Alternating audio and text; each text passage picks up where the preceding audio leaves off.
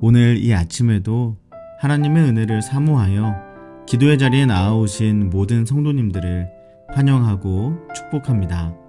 이 아침 우리에게 주신 하나님의 말씀은 신약성경 디도서 3장 1절에서 7절까지의 말씀입니다. 너는 그들로 하여금 통치자들과 권세 잡은 자들에게 복종하며 순종하며 모든 선한 일 행하기를 준비하게 하며 아무도 비방하지 말며 다투지 말며 관용하며 범사의 온유함을 모든 사람에게 나타낼 것을 기억하게 하라. 우리도 전에는 어리석은 자요 순종하지 아니한 자요 속은 자요 여러 가지 정욕과 행락에 종 노릇한 자요 악독과 투기를 일삼은 자요 가증스러운 자요 피차 미워한 자였으나 우리 구주 하나님의 자비와 사람 사랑하심이 나타날 때에 우리를 구원하시되 우리가 행한 바 의로운 행위로 말미암지 아니하고 오직 그의 긍휼하심을 따라 중생의 씻음과 성령의 새롭게 하심으로 하셨나니 우리 구주 예수 그리스도로 말미암아 우리에게 그 성령을 풍성히 부어주사 우리로 그의 은혜를 힘입어 의롭다 하심을 얻어 영생의 소망을 따라 상속자가 되게 하려 하심이라. 아멘.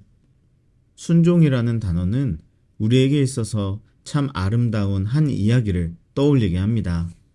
많은 분들이 그러시듯 저도 순종이라는 단어를 떠올리면 예수님이 가장 먼저 생각나는데요. 우리를 사랑하사 이 땅에 오셔서 그 모진 고난과 고통을 당하시면서도 하나님의 뜻에 온전히 순종하신 그 예수님의 이야기는 그 하나하나가 모두 나를 향한 놀라운 사랑이기에 그럴 테지요. 그래서 우리 또한 예수님의 말씀과 예수님의 뜻에 순종하는 것이 그 사랑 안에서 참 기쁨과 즐거움이 되지 않습니까? 사랑하는 여러분, 우리를 향한 예수님의 사랑이 이처럼 순종을 통해 우리에게 전해졌듯이 우리의 모든 삶 가운데 우리에게 찾아온 예수님의 사랑 또한 우리의 순종을 통해 그것이 필요한 자들에게 흘러가게 될 것을 꼭 믿으시기 바랍니다. 예수님께서 하나님께 온전히 순종하셨듯이 저와 여러분 또한 예수님께 온전히 순종할 수 있는 은혜가 있기를 간절히 소망합니다. 그런데 여러분, 오늘 우리가 읽은 본문은 우리가 순종해야 할 대상에 대해서 특정하여 이야기하고 있는데요. 그 대상이 조금은 우리로 하여금 불편한 마음이 들게 하는 것이 사실입니다. 예수님께 순종하는 것 참 감사하고 기쁜 일이지만 그래도 온전히 순종하지 못하는 연약함과 힘듦이 우리에게 있는데 오늘 말씀에서 이야기하는 순종은 그것 자체로 우리의 마음을 참 힘들게 하는 것 같습니다. 본문 1절 말씀입니다. 너는 그들로 하여금 통치자들과 권세 잡은 자들에게 복종하며 순종하며 모든 선한 일 행하기를 준비하게 하며 아멘. 오늘 본문에서 말씀하고 있는 대상, 우리가 순종해야 한다고 하는 그 대상이 누구입니까? 바로 이 세상 통치자들이고 권세 잡은 자들이지요. 더욱이 이 말씀은 우리에게 어떠한 다른 여지들을 제공하지 않습니다. 본문에서 말하는 바는 그들이 바르게 행하면 순종하라든지 그들이 통치자스러운 자들이면 순종하라든지 하는 말이 아닙니다. 또는 그저 정중하게 대하라든지 존중하라든지 그런 차원의 말씀도 아닌 것입니다. 통치자의 말에, 나라의 법에, 권세자들의 지시에 그들의 어떠함과 상관없이 그대로 따르라는 이야기를 하고 있는 것입니다. 참 어려운 말씀이죠. 이 세상이 악하고 그 원인의 많은 부분이 이 세상 통치자들과 권세자들에게도 있는데 어찌 그들의 말에 그대로 순종하라고 하시는지 이해하기가 쉽지는 않습니다. 더욱이 여러분, 이 말씀이 쓰여질 당시의 통치자가 누구였는지 한번 생각해 보시면 더욱 이 말씀이 충격적으로 다가오실 겁니다. 당시 세상은 온 세계 최고의 통치자였던 네로 황제의 시대였기 때문입니다. 여러 문헌에 따르면 네로는 독재자였고 잔혹한 압제자였으며 당연히 필요하다면 살인도 마다하지 않았고 성적으로도 문란했으며 부정과 부패가 아주 만연했던 그런 사람이었습니다. 그리스도인들의 시각으로, 아니 그냥 일반적인 사람들의 시각으로 봐도 이상적인 통치자의 모습과는 너무나 거리가 먼 그런 사람이었습니다. 그런데 왜 오늘 말씀은 그런 네로를 염두하면서까지 통치자에게 순종하라고 말씀하고 있는 것일까요? 오히려 그 반대로 불의한 통치자의 말에 순응하지 말고 부패한 권세가들에게 순종하지 말라고 말씀하시는 것이 더욱 자연스럽게 다가오는데 왜 본문의 말씀은 그들에게 순종하라고 말씀하고 있는 것일까요? 그 첫 번째 이유가 바로 3절 말씀에 나타나 있습니다. 우리도 전에는 어리석은 자요, 순종하지 아니한 자요, 속은 자요, 여러 가지 정욕과 행락에 종 노릇한 자요, 악독과 투기를 일삼은 자요, 가증스러운 자요, 피차 미워한 자였으나. 아멘.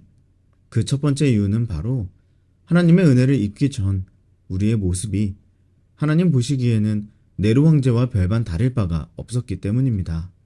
사랑하는 여러분, 우리는 하나님의 은혜를 입기 전 우리의 모습이 얼마나 비참했는지를 너무나 쉽게 잊은 채 살아갑니다.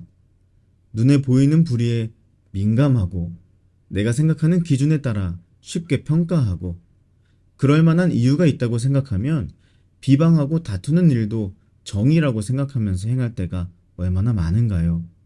그리고 관용과 온유함마저도 어떠한 이해관계에서 특정한 목적을 이루기 위한 수단으로 사용하는 것에는 아주 익숙하면서 정작 그것을 행해야 할 때에는 거부하며 살아갈 때가 얼마나 많습니까? 그런데 여러분, 우리가 그럴 자격이 있나요? 우리가 자격이 있어서 하나님의 은혜를 받은 것입니까? 솔직히 말해서 지금 이 시점에서 하나님이 내가 구원받을 만한지 아닌지 다시 평가해 보시겠다고 한다면 여러분은 그 기준에 통과할 수 있으시겠습니까?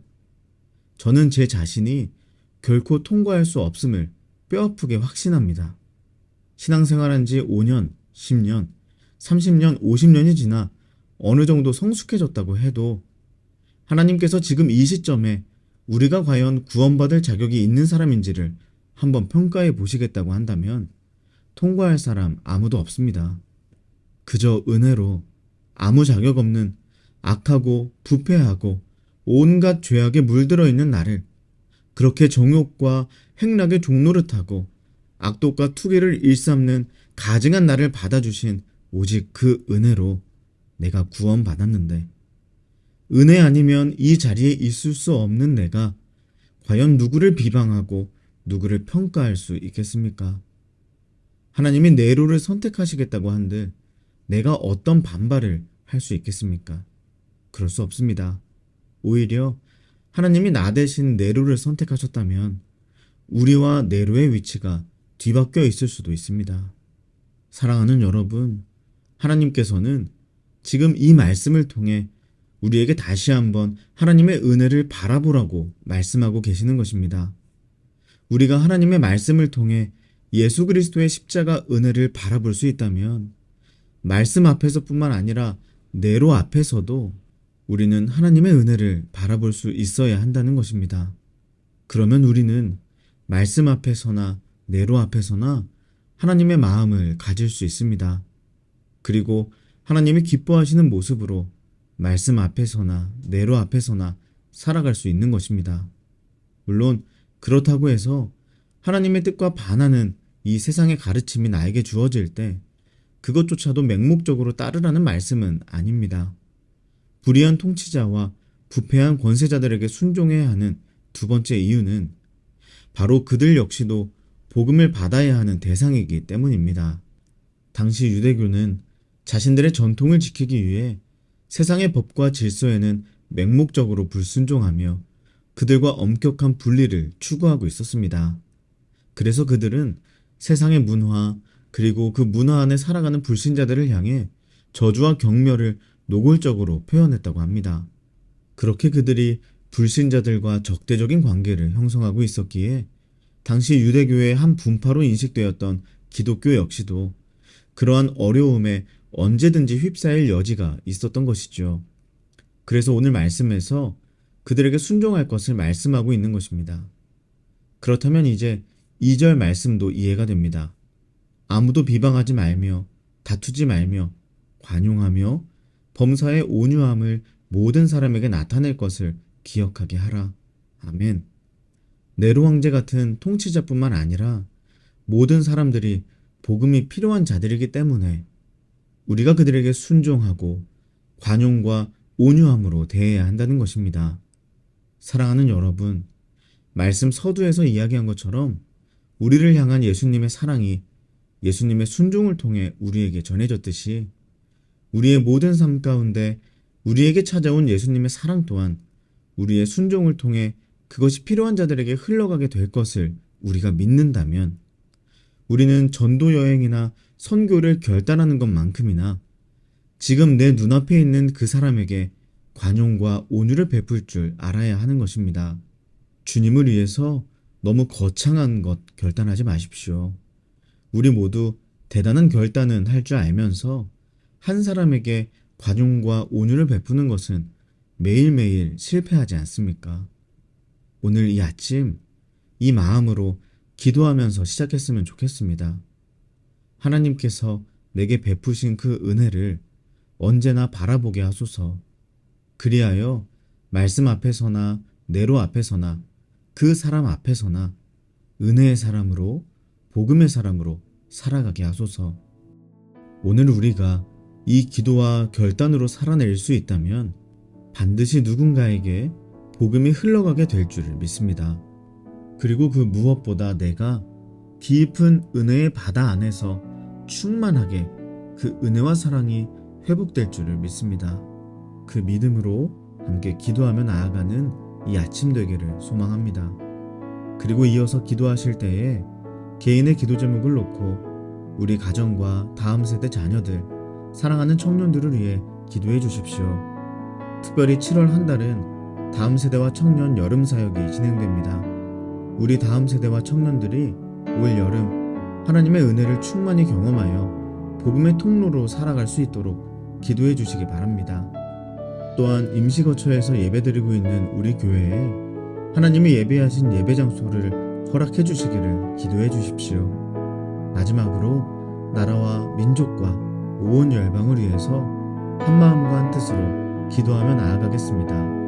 함께 기도하시겠습니다.